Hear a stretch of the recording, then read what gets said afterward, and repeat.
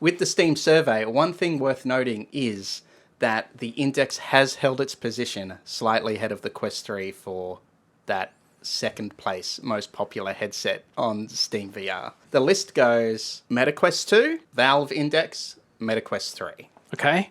That's like, have you ever seen an ad for the Index? No. Well, I guess I don't really open Steam that much. Do they advertise it there at all? Well, like they don't advertise it on Steam here, so I don't see those ads either.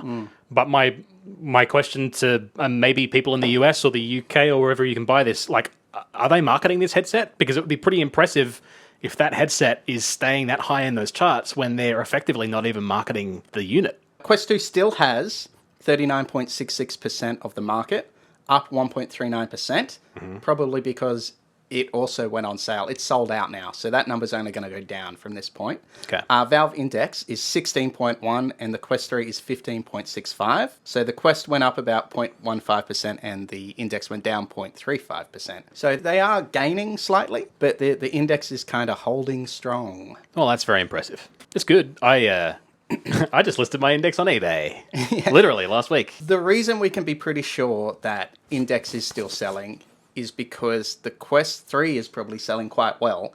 Meta announced that Q2 sales jumped 22% from the same time last year. Just anecdotally, all my friends that owned Quest 2s, I think they've like upgraded to Quest 3s, you included. Traditionally, we would find out how many Xboxes shipped, how many PlayStations, how many Wiis. Yeah, lots of Wiis, heaps of Wiis, so much Wii. The Wii bit. Heaps of Wii. Yeah.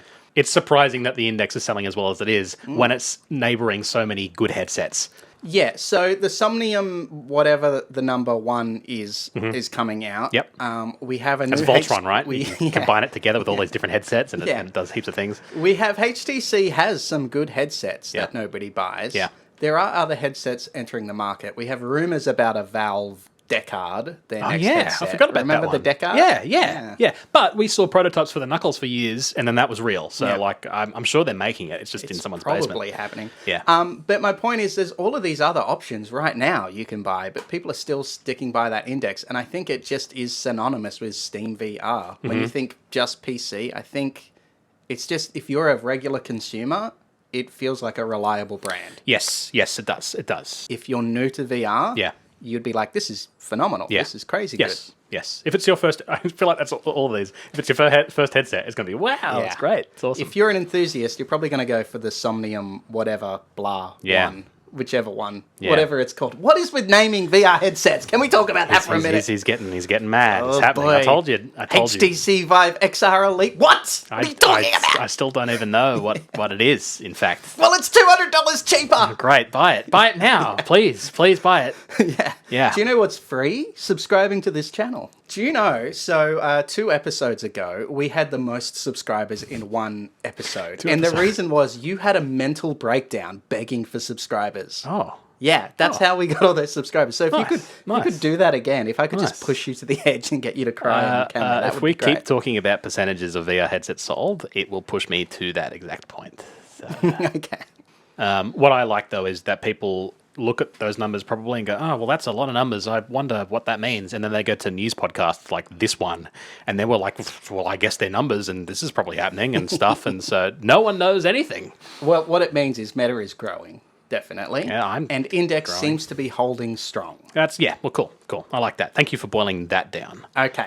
Now, the reason I want to bring all of this up is you got an Index, and you found it good, but it wasn't like, well, you wouldn't call it life-changing, and you found what the Quest brought to it, its portability and its flexibility was a lot more appealing to you. Would that be fair to say? The Quest 2 was a move forward, but the Index was like improving upon the systems that the Vive had. Now, you've been consistent with that opinion, and I always thought that was an informed opinion about why the Quest 2 was better than the Index, until last week, when you told me you recently discovered that you forgot to peel off the little lens protector on the lenses of the Index, and you've been playing with the little plastic thing over your eyes this whole time. We've talked about this before. I got bad eyes, all right? Bad eyes made worse, apparently, by plastic little things. I'm going to make this slightly better. I may have sent that to you and then realized immediately that it was actually just like a very slim protector on the very rim of the lens itself. Okay. So I peeled it off, and it's just like this little kind of like loop.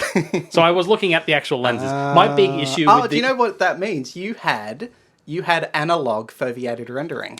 I did. I already have analog foveated rendering, and that's an issue in itself. Yeah. All right, that's pretty much everything. I had one more thing to talk about, but I feel like we're out of time. We can talk about it. What is it? What is it? You can I saw this on Reddit, and then I think I saw it on one of the... I think it was Upload VR. Yep. There's a drone available that you can plug in via USB-C, the controller, into your Quest, and you can see a video link of the drone flying around. So you can have a big screen in augmented reality and fly the drone around. I just love that the Quest is almost becoming like a utility. It's like a monitor that you can just plug different shit into. It's what Google Glass probably should have. Yeah. It's what we thought it would be. Yeah. Our little naive little bless our souls. Yes, bless. The only other thing to talk about is obviously we saw a very big movie this week. It's because there's a poster behind me, right? No, it's... What are you talking about? No, we saw probably the biggest movie of 2024. Oh, yeah, Twisters. Right? We saw Twisters? Did I steal your joke? Is that what you're going to say? I wasn't going to say Twisters. Actually, your joke is dumb saying Twisters. Okay. Right, I was going to say Harold and the Purple Crayon.